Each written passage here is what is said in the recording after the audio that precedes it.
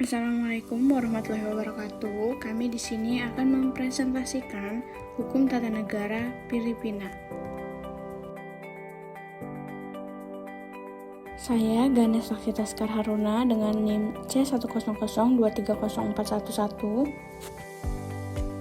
Saligang Batas ng Pilipinas or Konstitusyon, atau yang biasa dikenal sebagai Konstitusi Negara Republik Filipina adalah konstitusi atau hukum tertinggi di Republik Filipina.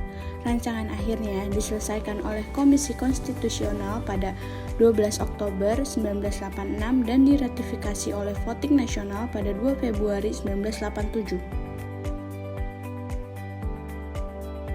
Ada 3 konstitusi lainnya yang telah secara efektif mengatur negara dalam sejarahnya, yaitu pertama, Konstitusi Persemakmuran 1935, yang kedua ada Konstitusi 1973, dan Konstitusi Kebebasan 1986.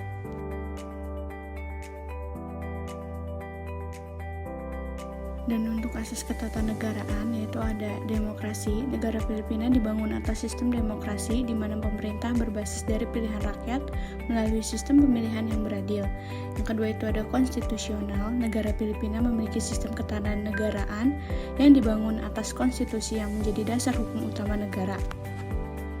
Dan yang terakhir ada kedaulatan rakyat. Pasal 2 bagian 1 Konstitusi Filipina 1987 menyatakan bahwa Filipina adalah sebuah negara demokratis dan republik dengan kedaulatan berada pada rakyat.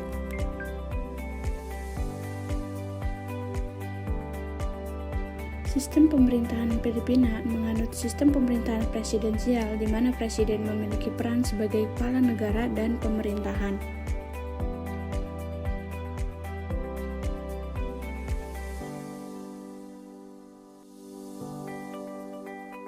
Kemudian untuk bentuk negara Filipina berdasar pada pasal 2 bagian 1 menyatakan bahwa Filipina adalah negara demokratis dan republik.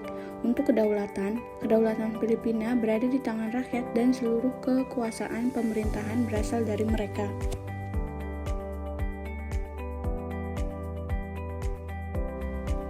Prosedur impeachment presiden dan wakil presiden. Proses impeachment diawali dengan penyampaian artikel of impeachment oleh House of Representatives kepada Senat.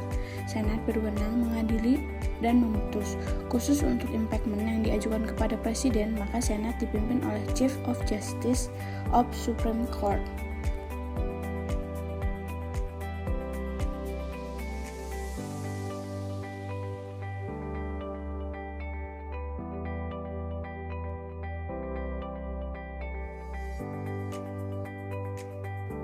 Saya Ivan Fadilah dengan NIM C100230359. Pasal 13 Keadilan Sosial dan Hak Asasi Manusia. Bagian 17 ayat 1. Dengan ini dibentuk suatu lembaga independen yang disebut Komisi Hak Asasi Manusia. Ayat 2. Komisi terdiri dari seorang ketua dan 4 anggota yang harus merupakan warga negara Filipina dan mayoritas diantaranya adalah anggota pengacara. Masa jabatan dan kualifikasi lain serta ketidakmampuan anggota komisi diatur dengan undang-undang. Warga dan wilayah negara. Warga negara kelahiran alami adalah mereka yang menjadi warga negara Filipina sejak lahir tanpa harus melakukan tindakan apapun untuk memperoleh atau menyempurnakan kewarganegaraan Filipina mereka. Mereka yang memilih kewarganegaraan Filipina sesuai dengan ayat 3 bagian 1 dalam perjanjian ini akan dianggap sebagai warga negara yang dilahirkan secara alami.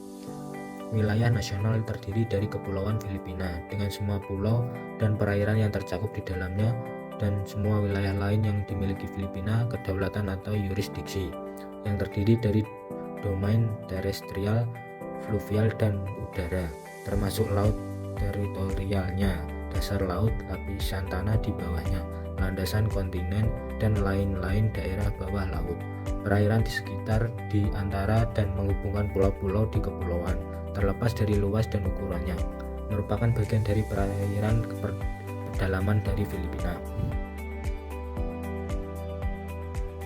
Perekonomian nasional. Tujuan perekonomian nasional adalah pemerataan distribusi peluang, pendapatan, dan kekayaan, peningkatan berkelanjut dalam jumlah barang dan jasa yang dihasilkan bangsa untuk sebesar-besarnya kemakmuran rakyat, dan berkembang produktivitas sebagai kunci untuk meningkatkan kualitas hidup semua orang, terutama masyarakat kurang mampu. Saya Keanu Saifani Zuri, NIM C102304007 akan mempresentasikan pertahanan dan keamanan. Angkatan Bersenjata Filipina akan terdiri dari warga negara yang bersenjata kekuatan yang harus menjalani pelatihan militer dan bertugas sebagaimana ditentukan oleh hukum. Itu akan terjadi menjaga kekuatan reguler yang diperlukan untuk keamanan negara. Pemerintahan daerah. Bagian 1. Pembagian wilayah dan politik Republik Filipina adalah provinsi, kota besar, kota madya, dan barangay. Harus ada daerah otonom di musim Mindanao dan Cordillera sebagaimana disediakan selanjutnya. Bagian 2. Subdivisi teritorial dan politik menikmati otonomi daerah. Pemilihan umum. Komisi Pemilihan Umum dapat bersidang secara en banc atau dalam 2 divisi dan akan mengumumkan aturan prosedurnya untuk mempercepat penyelesaian perkara pemilu, termasuk kontroversi pra-proklamasi. Semua kasus pemilu tersebut harus diadili dan diputuskan secara bersama-sama. Dengan syarat ada usul untuk mempertimbangkan kembali keputusan-keputusan itu diputuskan oleh Komisi en banc.